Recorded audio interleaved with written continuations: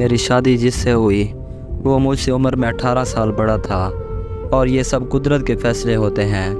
میری ماں کی شادی بھی کم عمری میں ہوئی تھی۔ میری امی کبھی بھی اپنے بچپن سے باہر ہی نہیں آئی، اور نہ ہی کبھی انہوں نے خود کو ماں سمجھا۔ مجھے اس چیز کا ہمیشہ افسوس رہے گا کہ میری ماں نے کبھی بھی اپنے بچوں کو ماں جیسا پیار نہیں دیا۔ ان کا پیار ہمیشہ ساری زندگی اپنی بہنوں سے ہی رہا۔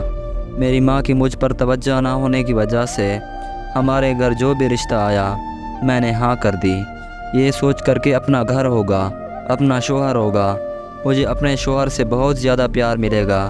میری ماں نے بھی میرا فرض سمجھ کر مجھے اپنے گھر سے اتار دیا، یہاں تک کہ ہمارے ابو کو بھی ہم سے دور رکھا، اور پھر 20 سال کی عمر میں میری شادی ہو گئی۔ لیکن خدا کا کرنا ایسا ہوا کہ میری شادی کے بعد اس سے بھی بدتر حالات ہو گئے۔ میرا شوہر شرابی اور بدکار نکلا، لیکن اس کے بعد بھی میں نے اسے اپنا سب کچھ سمجھا، کیونکہ میرے دکھ تکلیف سننے والا میرا کوئی بھی نہیں تھا۔ میری ماں تو میرا دکھ تکلیف کبھی بھی نہیں سنتی تھی، اور میرے باپ کو بھی ہمیشہ مجھ سے دور رکھا۔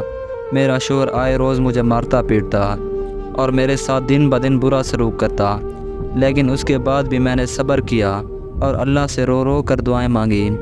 کچھ عرصے کے بعد میرے شوہر کا رویہ مجھ سے بہتر ہونے لگا، لیکن اس کے بعد بھی میرا شوہر شراب دن رات پیتا تھا، اور پھر یوں ہوا کہ میرے 3 بچے ہو گئے۔